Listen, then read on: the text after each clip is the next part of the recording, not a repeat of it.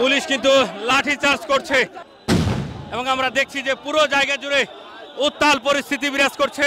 দেখছি পুলিশ কিন্তু আবারও তাদেরকে ছত্রভঙ্গ করে দেওয়ার চেষ্টা করছেন। আমরা দেখছি যে পরিস্থিতি নিয়ন্ত্রণে আনার জন্য আইন শৃঙ্খলা রক্ষাকারী বাহিনী যারা রয়েছেন তারা চেষ্টা করছেন এবং এখানে একজন গুলিবিদ্ধ হয়েছেন তাকে নিয়ে যখন আইন শৃঙ্খলা রক্ষাকারী বাহিনী এগিয়ে যাচ্ছিলেন প্রধান উপদেষ্টার বাসভবন অভিমুখে, তখন কিন্তু আমরা দেখেছি যে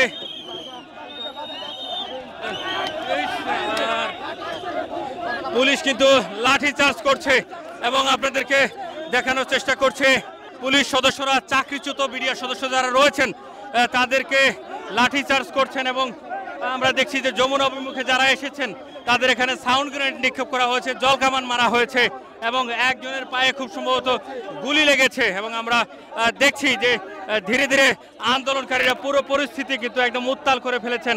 সবাই মাঠে নেমে আসেন। এই পুলিশ এখনকার পুলিশ আর শেখ হাসিনার আমলের পুলিশের মধ্যে কোনো পার্থক্য নাই।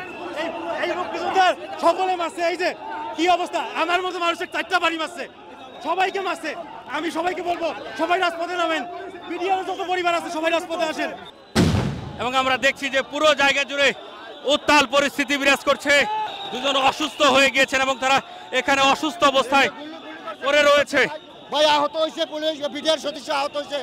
এখানে কয়েক দফায় কিন্তু সাউন্ড গ্রেনেড নিক্ষেপ করা হয়েছে, পাশাপাশি জল কামান মারা হয়েছে এবং আরও একটি সাউন্ড গ্রেনেড কিন্তু নিক্ষেপ করা হলো এবং আমরা দেখছি যে মুহুর্মুহুর কিন্তু সাউন্ড গ্রেনেড নিক্ষেপ করা হচ্ছে আন্দোলনকারীদেরকে ছত্রভঙ্গ করে দেওয়ার জন্য এবং এখানে আরও একটি সাউন্ড গ্রেনেড নিক্ষেপ করা হলো এবং বিকট শব্দে পুরো জায়গা জুড়ে আমরা দেখছি একদম উত্তাল পরিস্থিতি বিরাজ করছে।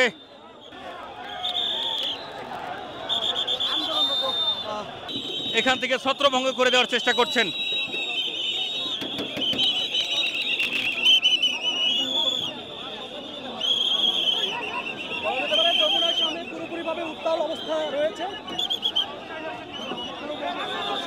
আমরা দেখছি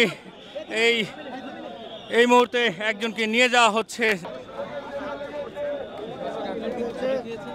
রণক্ষেত্র পরিণত হয়েছে যমুনার প্রবেশ গেট এবং আমরা দেখছি এই মুহূর্তে চাকরিচ্যুত বিডিআর সদস্য যারা রয়েছেন তারা তাদের 3 দফা দাবি নিয়ে এসেছিলেন যমুনা অভিমুখে, সেখানে পুলিশ তাদেরকে ছত্রভঙ্গ করে দিচ্ছেন এবং আমরা দেখছি ইতিমধ্যেই পুরো যমুনা ঘিরে শত শত পুলিশের অবস্থান, পাশাপাশি এখানে বিজিবি মোতায়েন করা হয়েছে, র্যাব মোতায়েন করা হয়েছে পরিস্থিতি নিয়ন্ত্রণে আনতে এবং আন্দোলনকারী যারা রয়েছেন তারাও কিন্তু এখানে শক্ত অবস্থানে রয়েছেন। ইতিমধ্যে এখানে জল কামান নিক্ষেপ করা হয়েছে, সাউন্ড গ্রেনেড নিক্ষেপ করা হয়েছে এবং লাঠিচার্জ করা হয়েছে, কিন্তু তারপরেও আমরা দেখছি আন্দোলনকারী যারা রয়েছেন তারা কিন্তু স্লোগান দিয়ে যাচ্ছে।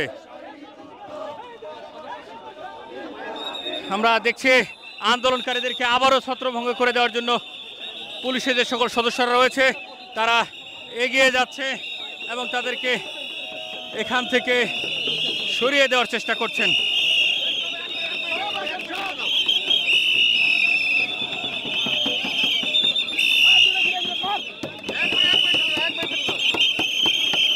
এই মুহূর্তে যদি আপনাদেরকে দেখানোর চেষ্টা করি, যারা এগিয়ে আসার চেষ্টা করছেন তাদেরকে কিন্তু ঠেলে সরিয়ে দেওয়া হচ্ছে।